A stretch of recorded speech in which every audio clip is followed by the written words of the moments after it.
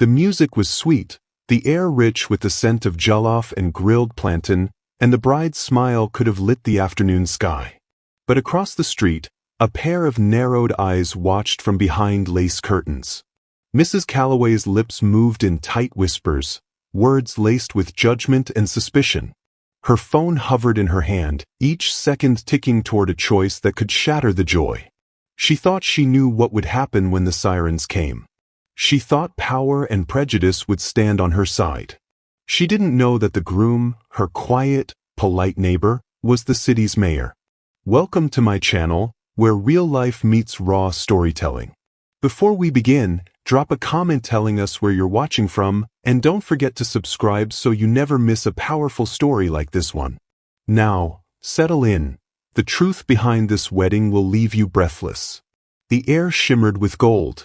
It wasn't just the sunlight glancing off the silk drapes strung between the garden arches. It was the feeling. That fragile, breathless shimmer that comes when joy dares to bloom in a place that has too often demanded you keep it quiet. Amara felt it in the way her gelly framed her face, in the weight of her lace dress that had been stitched by her auntie in Lagos and flown across the ocean just for today. She felt it in the eyes of her parents, watching from the front row, their hands clasped in a prayer they had prayed for decades. And she felt it most in the way the music swelled, a live highlife band playing a love song older than her parents' marriage. Her heart wasn't pounding with nerves. It was pounding with history. Because Amara knew exactly what it had taken to stand here, in this garden, surrounded by both Yoruba drummers and her husband's Western colleagues, tying together two worlds that had once felt like oil and water. She glanced up at the blue sky as the officiant cleared his throat, but her eyes caught on something else. Across the street, behind a lace curtain, Mrs. Calloway was watching. It was the kind of watch that didn't blink. The kind that had measured your worth before you'd even stepped into view. Amara had known Mrs. Calloway for 3 years, but she'd never truly known her. Their conversations were polite, trimmed to the bone. A passing wave when Amara carried groceries. A stiff nod when her mother visited. And every December, Mrs. Calloway would leave a Christmas card on her doorstep, signed with a perfect cursive that somehow felt more like obligation than kindness. But there was something in the way she stared today, chin tilted, lips pressed thin, that told Amara she wasn't just watching. She was collecting evidence. The band shifted into a softer rhythm as Amara's bridesmaids stepped into place. Guests clapped in gentle rhythm, and the scent of grilled plantain drifted in from the catering tents, mingling with the rich spice of jollof rice. Amara's aunties had been up since dawn preparing dishes to honor the couple's Nigerian heritage, insisting that no wedding could truly be blessed without the right food. It was beautiful. It was bold. And it was exactly the kind of thing Mrs. Calloway hated. Amara remembered the first summer they moved into this neighborhood, a leafy, quiet part of town where the sidewalks seemed to stretch forever. Back then, she and David had hosted a small barbecue in their backyard. There had been maybe 15 guests. Just family and a few close friends. They'd played soft Afrobeats in the background, nothing loud, nothing wild. But by the time the suya hit the grill, Mrs. Calloway had appeared at the fence with that same thin-lipped expression. "It's just that the music travels here," she'd said, voice clipped and polite in the way that still managed to sound like a reprimand. Amara had smiled and lowered the volume. But she'd never forgotten the way her stomach had dropped, how quickly joy could be made to feel like trespassing. Now here they were. The biggest day of her life. And Mrs. Calloway was watching from across the street like she was waiting for a reason. The officiant began the opening blessing, his voice carrying gently over the crowd. Amara tried to focus, but her eyes kept flicking back toward that lace curtain. The sunlight caught the edge of Mrs. Calloway's phone in her hand. She wasn't holding it casually. It was poised, ready. David was smiling at her, that easy, grounded smile that had been her anchor through so much. His hand brushed hers as if to say, "I'm here. No one's taking this from us, But still, Amara's mind was slipping back into old memories. High school hallways where her name was stretched and twisted until it didn't sound like hers anymore.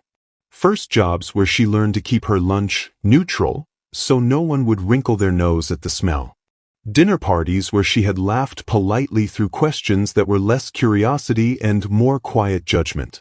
She had spent years sanding herself down to fit, flattening her accent, picking the safest hairstyles, keeping the music low. And yet, no matter how careful she was, there was always someone like Mrs. Calloway. Someone who could look at a celebration of her culture and see only disturbance. The drummers shifted rhythm. The officiant motioned for the couple to turn toward each other. Amara inhaled deeply, steadying herself. She wanted her vows to be more than promises. She wanted them to be a declaration, to David, to her family, and maybe even to the silent eyes across the street, that she was done dimming herself. But just as she opened her mouth to speak, the faint wail of sirens reached the garden. It was so subtle at first, it could have been a passing car. The band faltered slightly, the lead guitarist looking over his shoulder. The murmurs started in the back rows. Amara froze. Not because she didn't know what was happening, she knew exactly what was happening. The way the sound was growing louder, closer, the way her guests' smiles were beginning to flicker, she had seen this play out before. Not here, not at a wedding, but in every moment where joy and blackness dared to be public. Her stomach tightened, but she forced her face to remain calm. She didn't want to give Mrs. Calloway the satisfaction of seeing her flinch. David's brow furrowed, a shadow of annoyance crossing his otherwise composed face. He didn't look surprised, but there was something in his eyes, a quiet steel, that made Amara's pulse quicken. She stole one more glance across the street. Mrs. Calloway was still at the window. Only now her phone was pressed to her ear. The sirens grew louder. Close enough now that the little children at the front table turned to look. One of the aunties clicked her tongue sharply, muttering under her breath about people who can't mind their business. The officiant hesitated. Guests shifted in their seats, eyes darting toward the entrance. Even the smell of the food, once so rich and comforting, seemed to lose its warmth under the weight of anticipation. Amara's mind raced, not just with anger, but with a familiar, bone-deep weariness. Why, on this day at this hour, must they fight the same old battle? She had worked so hard to bring these two worlds together, to invite David's colleagues and political friends alongside her cousins and childhood neighbors. She had chosen this venue for its beauty, for its space, for its promise of peace. And yet here they were, standing in the crosshairs of someone else's prejudice. The band stopped playing altogether. The sirens cut off abruptly, replaced by the crunch of tires on gravel. Two police cars pulled up outside the garden gate. The air changed in an instant. Every conversation stopped. Every smile faded. The officers stepped out slowly, their eyes scanning the crowd. And in that split second before they reached the gate, Amara caught the faintest smirk on Mrs. Calloway's face, like someone who had just lit a match and was waiting to watch it burn. Her pulse thundered in her ears. Not today. Not at her wedding.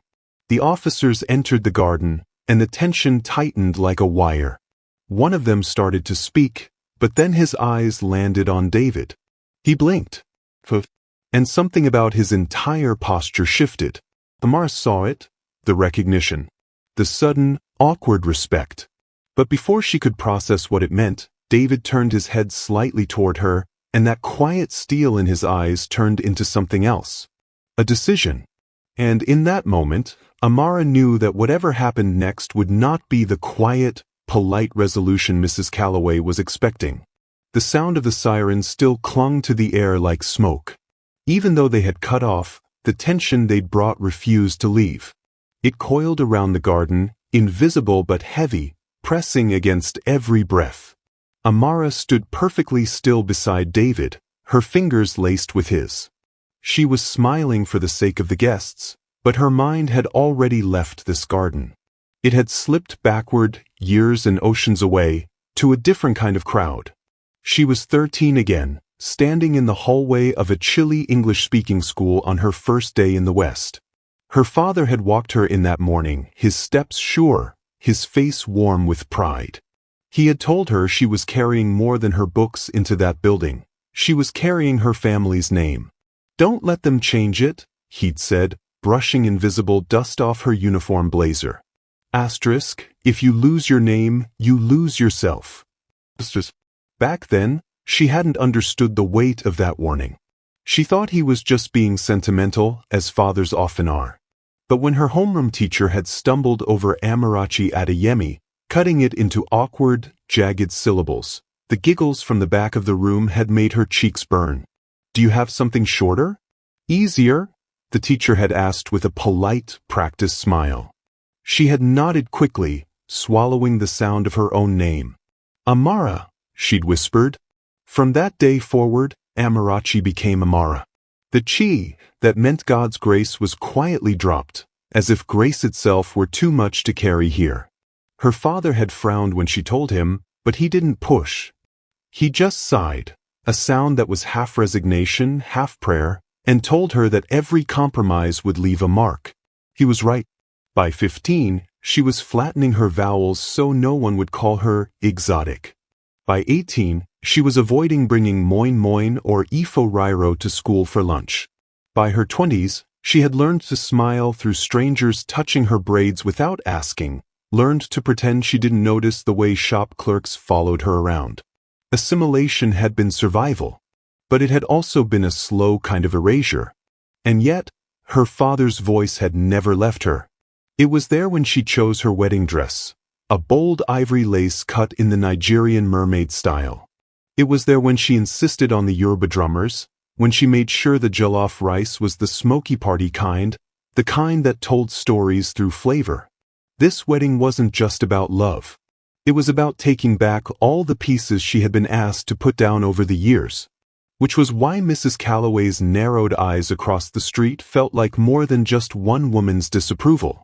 They felt like a ghost from every moment Amara had been told she was too much, too loud, too visible.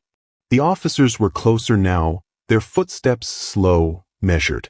She could feel the guests watching them approach, and she could feel, without even looking, that Mrs. Calloway was still at that window. Amara's mind flicked to the last time she'd spoken to her. It was winter. She'd been shoveling snow from the front path when Mrs. Calloway had stopped to chat. "You know," she'd said, voice carrying that same practiced politeness, "this neighborhood is peaceful. People here like things a certain way." Amara had smiled, pretending not to hear the subtext, pretending it wasn't a reminder that she was a guest in a place she'd paid for in full. Now, standing in her own wedding garden, Amara was done pretending. David's hand tightened around hers, not in fear, but in something else. Resolve. His eyes stayed locked on the officers as they reached the center aisle, their gazes darting between the two of them. One officer, tall and broad-shouldered, stopped mid-step when he recognized David. The hesitation was brief but noticeable, his professional mask slipping just enough to betray that this was no ordinary wedding guest. The crowd felt it too. A ripple of confusion passed through the guests, but Amara didn't have time to register it fully. Her mind was still caught between past and present, between the young girl who had shortened her name to fit in and the woman now standing here, unwilling to shrink herself any further. She could feel the old ache of those compromises, but also the new fire of reclaiming what was hers. And maybe, just maybe, that was what David was about to do as well. The officiant shifted uncomfortably, his script in hand but clearly unsure whether to proceed. A few of Amara's aunties exchanged glances, muttering in Yoruba under their breath about the wahala this neighbor had caused. From somewhere near the back, a young cousin whispered, "Why the police they come here?" His mother hushed him quickly, pulling him close. David finally spoke, not to the officers, not yet, but to her. His voice was low, meant only for her ears. "Remember," he said, "this day is ours. Not hers. Not theirs. Ours." It was the same tone he'd used when he first told her he wanted to run for mayor. She'd thought he was half joking at the time. He wasn't. And now, here they were, on the edge of a confrontation that could turn into a headline before the night was over. The taller officer cleared his throat, shifting his weight. His partner glanced at David again, then at the guests, then back toward the street where Mrs. Calloway's shadow still lingered behind the curtain. The taller one began, his tone suddenly more careful. But Amara barely heard him. Her pulse was loud in her ears, and her thoughts were moving faster than her breath. She knew enough about how these situations usually went to understand how close they had come to disaster. One phone call, one assumption, one snap judgment about the noise, the people, the color of the celebration. Her father's voice echoed in her again. If you lose your name, you lose yourself. And for the first time in years, she felt the full meaning of it. This wasn't just about her name, it was about the right to exist fully, visibly, without asking for permission. She glanced at David. His posture was relaxed, almost casual, but there was an edge to it. The kind of edge that said he was about to turn this moment on its head. Amara didn't know exactly what he was going to say, but she knew one thing for certain. Mrs. Calloway was about to learn that her quiet, polite neighbor was not the man she thought he was. The garden was silent. Not the peaceful kind of silence that had filled the air before the vows began, but the sharp, breath-holding kind that feels like the world is bracing for impact. Two uniformed officers stood at the garden's entrance, framed by the ivory arch that had been decorated with roses and palm fronds. Their navy jackets looked too dark against the sunlit afternoon, their radios hissing with faint static. Every eye in the crowd was on them. The music had stopped mid-note. The drummer's hands hovered over their instruments. Somewhere in the back, a child whimpered, and his mother shushed him quickly. Amara felt the weight of the moment pressing down on her chest. She knew this script, she'd seen it before, lived it before. It always began the same, the polite but firm approach, the claim of a noise complaint or disturbance, the request for everyone to disperse. And it always ended the same way, with joy cut short and dignity bruised. Except something was off. The taller officer's eyes had locked on David. His brows furrowed, as if his brain was processing information his body had already recognized. He straightened subtly, his stance shifting from assertive to cautious. "Sir," the officer began, voice noticeably softer than she'd expected. "You didn't realize," he stopped himself, glanced at his partner. The second officer looked equally unsettled. His gaze flicked toward the street, toward the lace-curtained window where Mrs. Calloway was still watching. David's lips curved into the smallest of smiles, not mocking, not smug, but the kind of smile that comes from a man who understands exactly what's happening. He took a step forward, still holding Amara's hand, and faced the officers directly. "Good afternoon, gentlemen," he said, his tone even, steady. "Is there a problem?" The taller officer hesitated. "We received a call from a resident. Said there was loud music, a large gathering, and some—" He stopped again, eyes darting toward the watching crowd. "Concerns." A low murmur rippled through the guests. "Concerns." The word landed like a pebble dropped into deep water, small, but carrying long echoes. Amara's jaw tightened. She could almost hear the unspoken part of the sentence. Concerns about this many black people in one place. David nodded slowly. "I see. And you responded without realizing this was a private wedding ceremony?" The officer's throat bobbed. "Yes, sir. We didn't." "You didn't realize," David said gently, "that the man you were sent to check on is the mayor of this city?" Gasps scattered through the crowd like wind through leaves. The officers froze. David let the silence stretch, not rushing to fill it. He had learned long ago that the right kind of silence can make the loudest statement. When the taller officer finally spoke again, his voice carried a new note, respect, maybe even discomfort. "Mr. Mayor, I apologize. We were only following orders," David supplied, tilting his head slightly. "Or assumptions?" A hush fell over the garden. Guests leaned in, their eyes moving between David and the officers. Somewhere near the catering table, a phone camera clicked to life. Others followed, the soft chime of video recordings blending into the quiet. Amara could feel the shift in the air. The fear that had gripped her guests moments ago was loosening, replaced by something else, vindication. David's voice stayed calm, but each word was deliberate. I've spent my career advocating for community trust between law enforcement and our residents. And yet, here we are. A neighbor calls about music and laughter on a Saturday afternoon, and 2 patrol cars arrive as if we're a threat. Tell me, officers, does that sound like community trust to you? The younger officer glanced at the ground. The older one cleared his throat but didn't answer. David let the silence hang for another beat before turning to face the guests. His voice carried easily now, filling the garden. I want to thank all of you for being here today, for celebrating not just our marriage, but our cultures. This city is home to people from every background, every tradition, and they all deserve to feel welcome, to feel safe.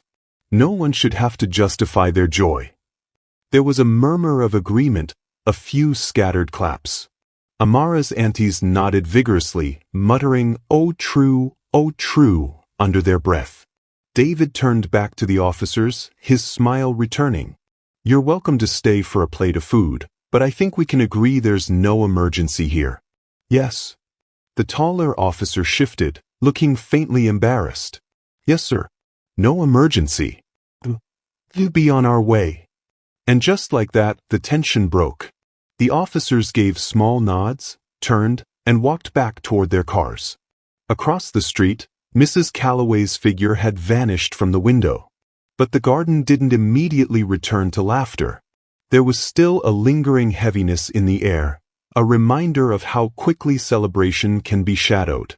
Amara could feel it in the way her mother's hand rested just a little tighter on her father's arm, in the way some guests were still glancing toward the gate as if expecting more trouble.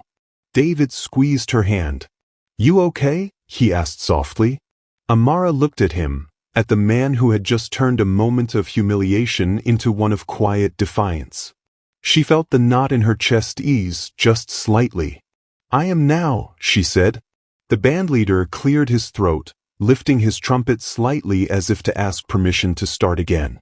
David nodded, and the music returned. First tentative, then stronger. Drums picked up. Voices rose. Laughter trickled back in. But Amara knew something had changed. The day would go on. The vows would be spoken, the dances danced, the food eaten. But this moment, this interruption, would be part of the story they'd tell about their wedding for years to come. And maybe that wasn't entirely a bad thing. Because in a way, it had revealed more than it had ruined. It had shown her that she didn't just marry a man she loved. She married a man who could stand in the middle of a storm and turn it into a stage. She couldn't help wondering what Mrs. Calloway was thinking now, in her quiet, lace-curtained house. And a small part of her knew this wasn't over. The day broke with a strange stillness. Even the roosters seemed hesitant to announce the morning, as though the village itself sensed that something unusual was about to unfold. A heavy mist clung to the air, wrapping the narrow dirt roads in an eerie embrace.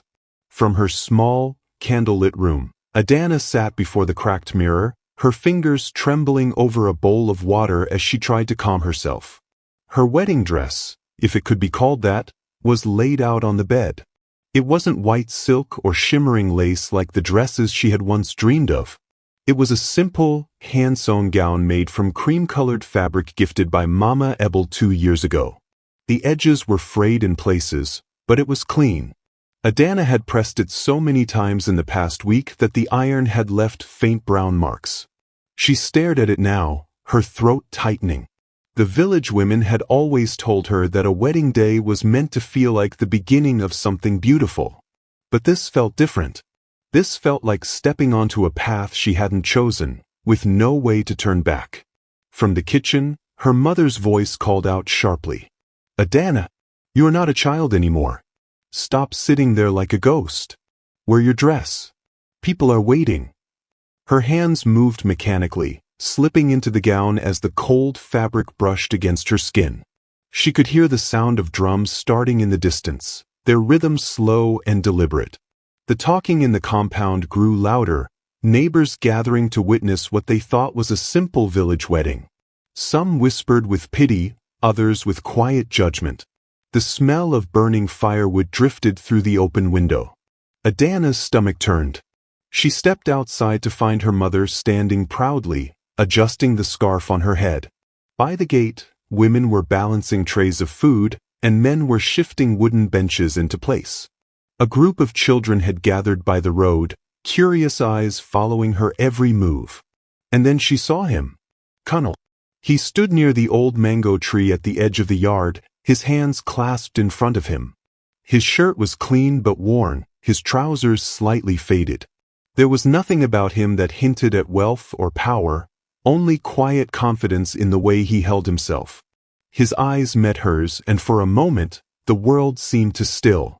There was no smile, no greeting, just a steady gaze that made her feel both exposed and strangely safe. But before she could think too much about it, her mother's voice cut through the air again. "The pastor is ready. Let us begin." They moved toward the small clearing at the center of the compound where 2 chairs had been placed under a makeshift canopy.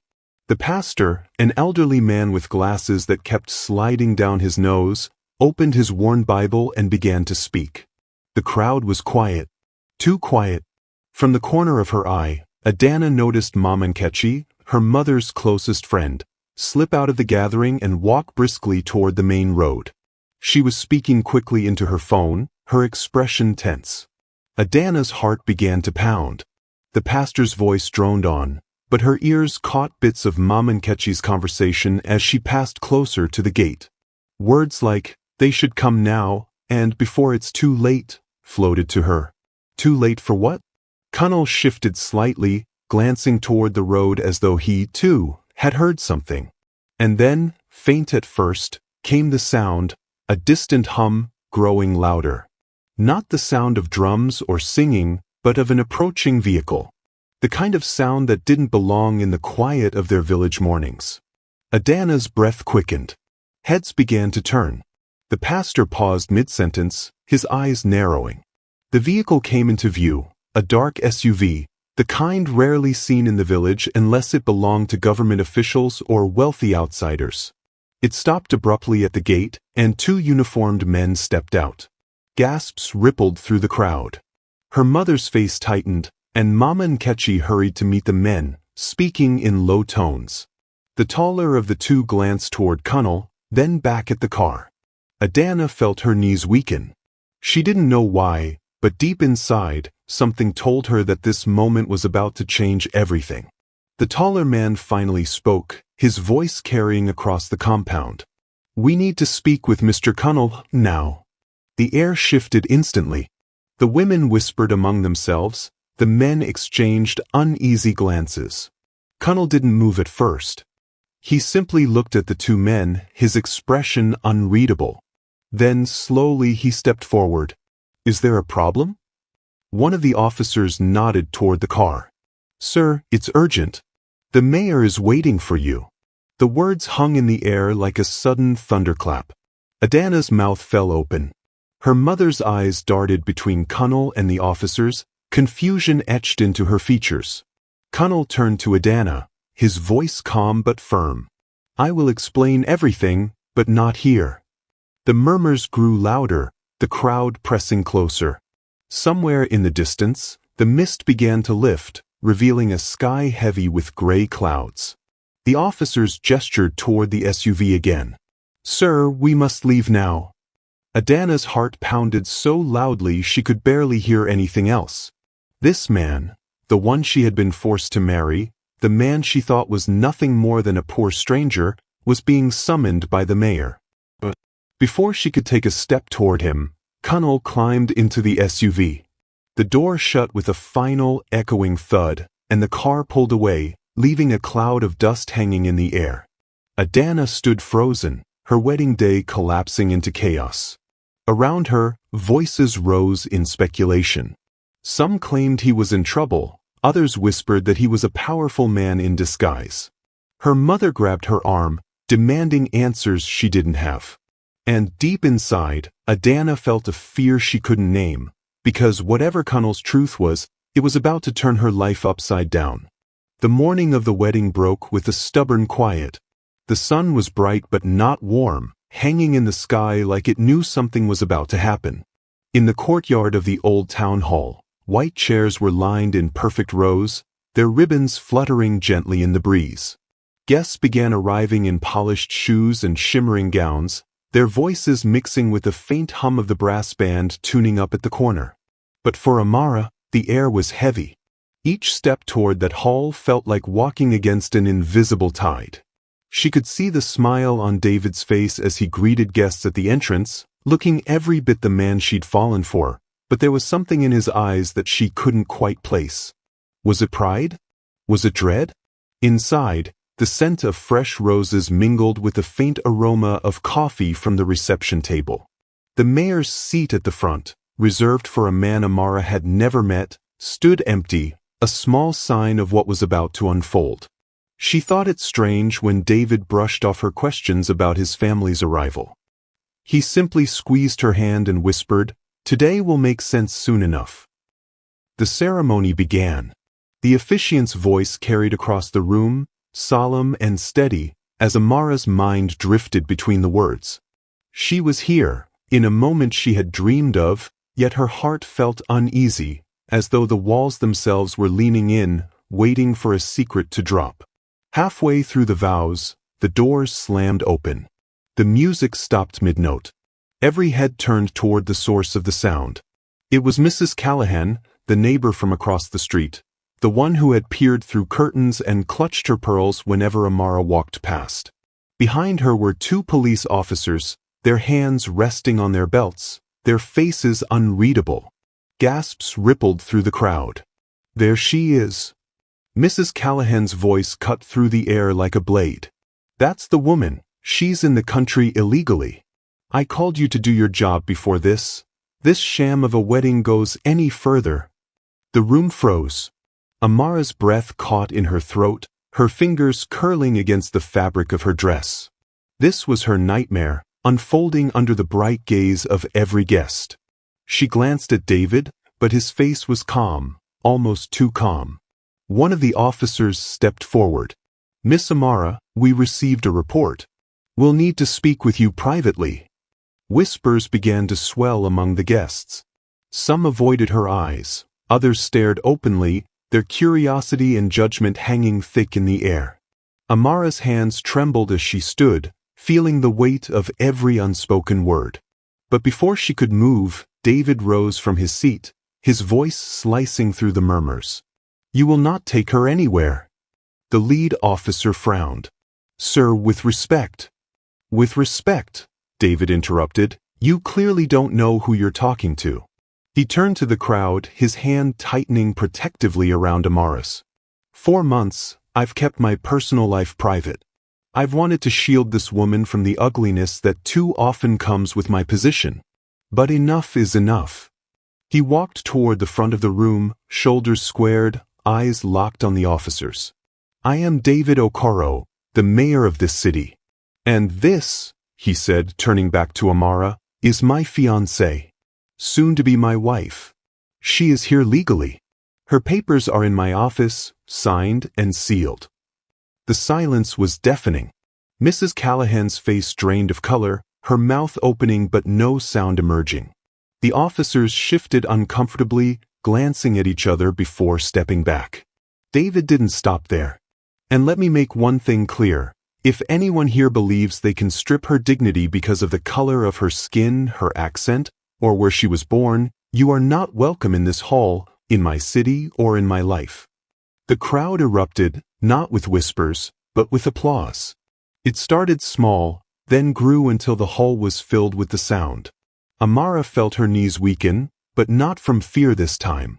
It was the sheer weight of being defended, of finally being seen. Mrs. Callahan turned sharply and left, her heels clicking furiously against the floor. The officers murmured an apology before retreating. And just like that, the ceremony resumed, but everything had shifted. When the officiant asked if they would take each other as husband and wife, Amara's "I do" came with tears she no longer tried to hide. David's voice was steady, but his eyes shimmered as he slipped the ring onto her finger. The crowd rose in a standing ovation as they kissed, sealing not just a marriage but a victory over the quiet cruelties that had haunted her since she first set foot in this city. And yet, as they walked down the aisle together, Amara knew the story wasn't over. The wedding was only the beginning. They left the hall that afternoon to the sound of bells, their hands intertwined as if they had always been meant to fit that way. Outside, the sun seemed warmer, the air lighter, though Amara knew it wasn't the weather that had changed. It was her. 4 months, she had carried the weight of invisible battles, whispers that followed her down streets, stares that made her skin prickle, the constant fear of being treated as less than she was. Today, those battles had stepped out of the shadows. And instead of shrinking, she had stood in the light. David walked beside her, every step measured, as though aware that they had just crossed an unseen line. "You were brave," he told her quietly, his voice carrying the kind of pride that could not be faked. Amara shook her head. "No, you were." But she knew the truth, it had taken both of them. Her courage to keep living, his refusal to let the world rewrite her story. That evening, as the city's skyline glowed against the fading light, they stood on the balcony of their new home. The laughter of guests drifted up from the garden, mingling with the faint sound of music. For the first time in a long while, Amara let herself breathe deeply, without the tightness of worry. Mrs. Callahan's face still flickered in her mind, not as a threat, but as a reminder. There would always be people who saw difference as something to fear or control. But there would also be people who stood against it. And sometimes, those people would be powerful enough to change the ending.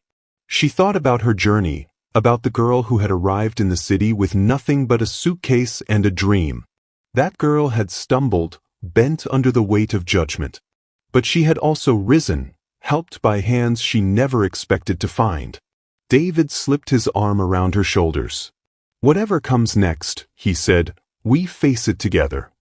And in that moment, Amara believed him, not because of the promise itself, but because of the way he had already kept it. The world beyond the balcony was vast, unpredictable, and not always kind.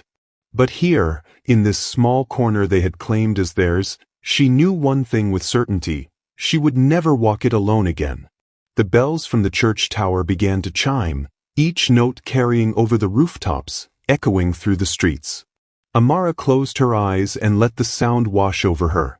A chapter had ended. But the story, the real story, was only beginning. If you've ever felt unseen, unheard, or misunderstood, this space is for you. Every day, we bring you heartfelt, dramatic storytelling that shines a light on what too many try to ignore. So, subscribe and join a growing community that sees, feels, and honors these journeys. New stories drop daily. You are not alone here. Welcome home.